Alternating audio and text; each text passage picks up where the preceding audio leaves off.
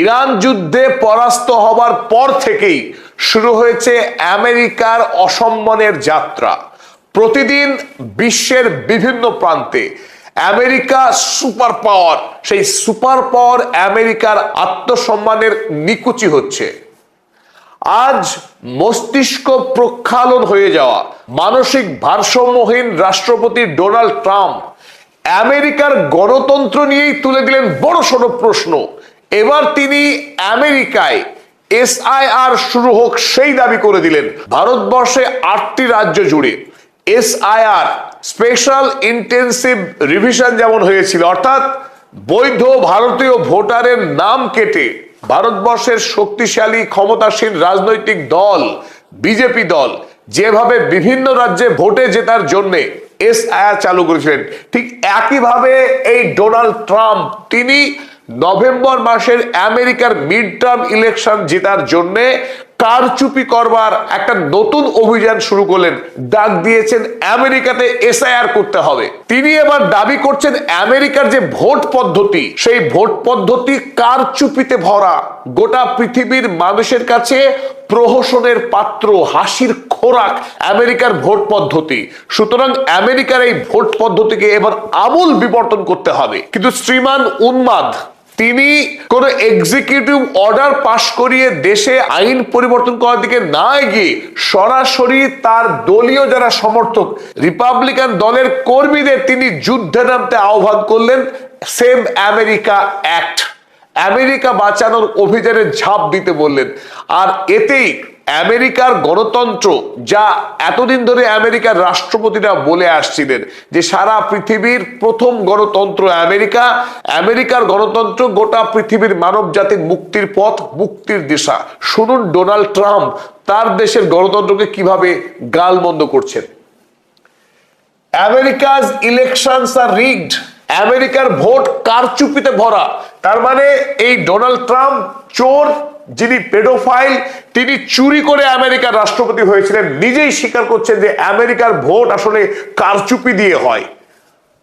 Stolen, আমেরিকার ভোটে চুরি হয়, অ্যান্ড আ লাফিং stock all over the world.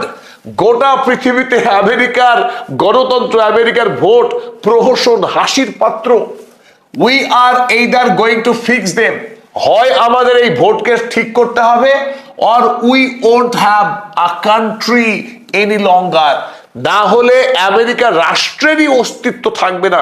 খোদ ডোনাল্ড জে ট্রাম্প, আমেরিকার বর্তমান রাষ্ট্রপতি বলছেন, I am asking all Republicans to fight for the following। তাই তিনি আমেরিকার রিপাবলিকান দলের মানুষদেরকে ঝাঁপিয়ে পড়তে বলছেন। কি করতে হবে?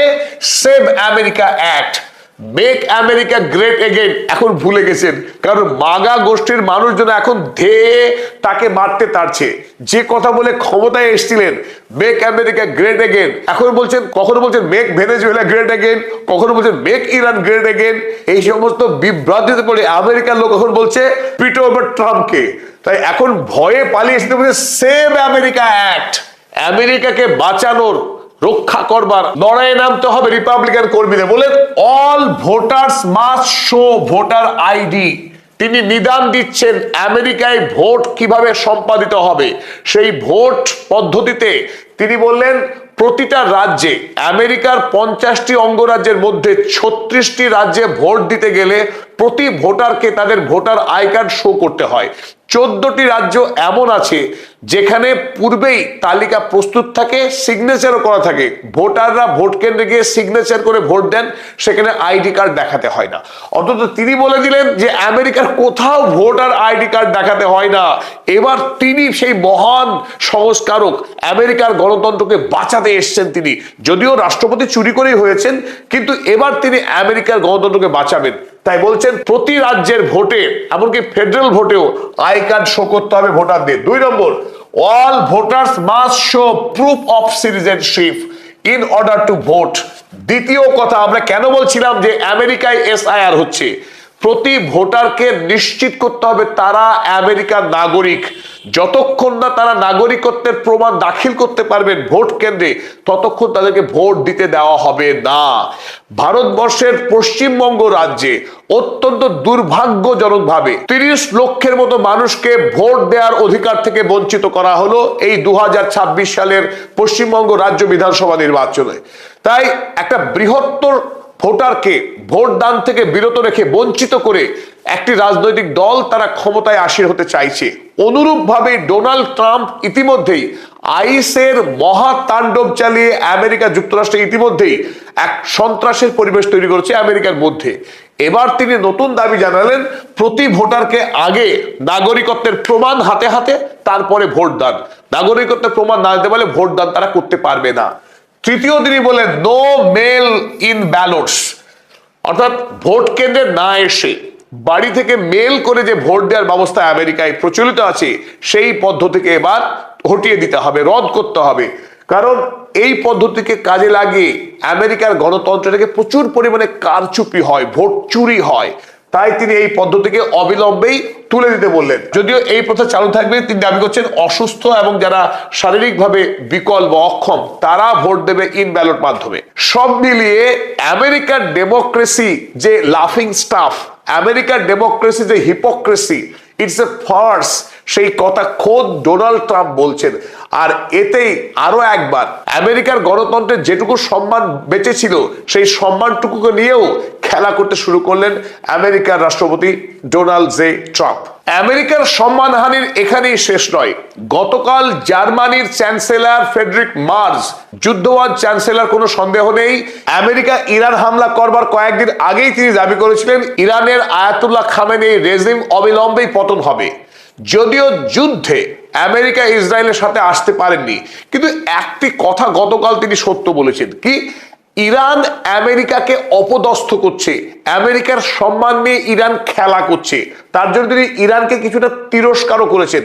তিরস্কার করুন আর যাই করুন, একটি কথা পরোক্ষভাবে তিনি মেনে নিয়েছেন যে ইউরোপ আজ স্বীকার করছে আমেরিকাকে পরাস্ত করেছে যুদ্ধে ইরান। এর থেকে বড় প্রাপ্তি আর কি হতে পারে? এশিয়ার কোটি কোটি মানুষ দাবি করছে আমেরিকা হেরেছে, আমেরিকা হেরো।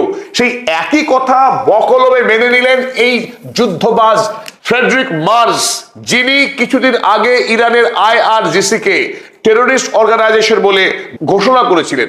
আর গতকাল তিনি দাবি করলেন IRGCর হাতে আমেরিকার পরাজয় হয়েছে যুদ্ধে। এক তাৎপর্যপূর্ণ উলটপুরাণ। তিনি বলেছেন, an entire nation is being humiliated by the Iranian leadership. An entire nation, better আমরা পড়বো, an entire nation of America is being humiliated by the Iranian leadership. ইরানের নেতৃত্ব আমেরিকার জাতিকে, সমগ্র আমেরিকার জাতিকে অপদস্থ করছে। কিভাবে? এক তো যুদ্ধে হেরেছে, দ্বিতীয়ত শান্তি চুক্তি নিয়ে ইরানের নেতৃত্ব মার্কিন নেতৃত্বকে হেলা ফেলা করছে, তাদেরকে গুরুত্বই দিচ্ছে না। আমেরিকার জন্য বিরাট বড় অসম্মানের। আর সেই কাজ করতে সাহস দেখাচ্ছে ইরান, তাই তিনি রেগে গিয়েছেন ইরানের উপরে। ওরে বাবারে, আমেরিকার প্রতি এত মহব্বত, এত প্রেম, তো চলে আসুন, হরমুজকে মুক্ত করতে আসুন, কিসের ভয়? এসে দেখুন কেমন লাগে। কিন্তু সেই সাহস দেখাতে পারছেন না। কিন্তু ল্যাজ নড়িয়ে তিনি বলছেন ইরান বড় অন্যায় করছে আমেরিকার বিরুদ্ধে। মার্কিনদের প্রতি খুব সহমর্মিতা দেখাচ্ছেন এই ফ্রেডরিক মার্জ। আমেরিকার সম্মানহানির আরো এক উদাহরণ। যদিও জার্মানি এখনো মায়াকান্না কাঁদছে আমেরিকার জন্য, কিন্তু ইউরোপ আর আমেরিকার সঙ্গে সেই অর্থে নেই নেটো মাইনাস আমেরিকা। অর্থাৎ আমেরিকাকে বিযুক্ত করে আগামী দিনে নেটোকে বাঁচতে হবে। ইউরোপ মহাদেশকে আমেরিকা আগামী দিনে আর রক্ষা করবে না, তার পাশে দাঁড়াবে না। তার সমস্ত ইঙ্গিত ইতিমধ্যেই পাওয়া গিয়েছে। গ্রিনল্যান্ডকে থাবা মেরে কেড়ে নেওয়া, এমনকি ইউরোপীয় একাধিক রাষ্ট্রনায়ককে অপমান করা, তাদের ব্যক্তিগত জীবন ফাঁস করে দেওয়া, ডোনাল্ড ট্রাম্প কোনোটা করতেই পিছুপা হননি। আগামী দিনে এই জন্যে ধীরে ধীরে ইউরোপীয় রাষ্ট্রগুলো একটু একটু করে স্বাধীন হওয়া, আমেরিকাকে ছেড়ে বাঁচার অভ্যেস করার চেষ্টা করেছে। আর সাম্প্রতিক তার বড় উদাহরণ, নেটোর প্রয়োজনে সার্ভেলেন্স এয়ারক্রাফট তৈরি করার প্রয়োজন পড়েছে। এতদিন আমেরিকার বোয়িং কোম্পানি এই কাজ করে আসছিল গোড়া থেকেই, অথচ এবার হঠাৎ প্রথমবারের মতো ইউরোপিয়ান নেটো রাষ্ট্রগুলো সার্ভেলেন্স এয়ারক্রাফট বানানোর বরাত দিল সুইডিশ এবং কানাডিয়ান কোম্পানিকে।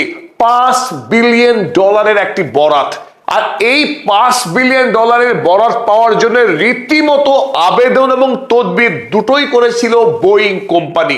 আমেরিকার পক্ষে সওয়ালও করা হয়েছিল, তাতেও কিন্তু ইউরোপীয় রাষ্ট্রগুলো আমল দেয়নি, বরং এই বরাত পেয়ে গেল সুইডেনের সাব এবং কানাডিয়ান কোম্পানি বম্বার্ডিয়ার। এই দুই কোম্পানি মিলিতভাবে E-3A সেন্ট্রি, আমেরিকার সেই বিখ্যাত E-3 সেন্ট্রি যা আকাশে ভাসমান অবস্থায় থেকে বিস্তীর্ণ অঞ্চল জুড়ে শত্রুপক্ষ রাষ্ট্রের যে তথ্যগুলো সংগ্রহ করে, আর আমেরিকান বা নেটোর যে সমস্ত সামরিক সেনাঘাঁটি আছে সেগুলিতে কোনো আক্রমণ হচ্ছে কিনা তার তথ্য ইনস্ট্যান্টলি সামরিক কার্যালয়ে প্রেরণ করে। সেই কাজ, এই ধরনের সার্ভেলেন্স এয়ারক্রাফট বানানোর দায়িত্ব পেয়ে গেল এবার এই কানাডিয়ান এবং সুইডিশ কোম্পানি। এখান থেকে একটা বার্তা খুব স্পষ্ট, নেটো এবং আমেরিকা তাদের মধ্যে বিভাজন আরো অনেকখানি বেড়ে গেল। তাই ইরান প্রথম আক্রমণ করবার পর থেকেই আমেরিকা হুড়মুড় করে ভাঙতে শুরু করেছে। সারা পৃথিবীতে তার যে সুপার পাওয়ার স্ট্যাটাস তা চলে গেল। দ্বিতীয়ত, ইউরোপ মহাদেশ আর আমেরিকাকে কোনোভাবেই পুরোপুরি নির্ভর করতে পারছে না। যদিও জার্মানির মতো দু একটি রাষ্ট্র এখনো আমেরিকার সঙ্গে সুরে সুর মেলানোর চেষ্টা করছে, তবুও সরাসরি আমেরিকার সঙ্গে ইরানের বিরুদ্ধে যুদ্ধ করতে আসতে সাহস দেখাতে পারছে না। ওদিকে আমরা দেখছি ফ্রান্স বা ব্রিটেন তারা এখনো পর্যন্ত ইরানের বিরুদ্ধে না কোনো বাইট দিয়েছে, বরং হরমুজ প্রণালীকে একরকম মেনে নিয়েছে ইরানের রাষ্ট্রীয় অংশ হিসেবেই। তারই প্রমাণ পাওয়া গেল এইভাবে যে ইউরোপের এই রাষ্ট্রগুলি সরাসরি শিপ ইন্স্যুরেন্স যে কোম্পানিগুলো তাদের সঙ্গে ইরান সরকারের একটা পারস্পরিক বোঝাপড়া করে নেওয়ার নির্দেশ দিয়ে দিয়েছে ইতিমধ্যেই। আর আমেরিকা এতদিন নেটোতে যে কর্তৃত্ব করে এসছে, নিজের সাম্রাজ্যবাদের প্রয়োজনে ইউরোপীয় দেশগুলির সৈন্যবাহিনী, ইউরোপের মাটি, ইউরোপের সামরিক সেনা ছাউনিকে যেভাবে এতদিন ব্যবহার করে এসছে, সেই অনুমতিও কিন্তু আর এখন আমেরিকা পাচ্ছে না। ইরানের বিরুদ্ধে যুদ্ধে ইউরোপের অধিকাংশ রাষ্ট্রই আমেরিকাকে তাদের মাটি এবং সেনা ছাউনি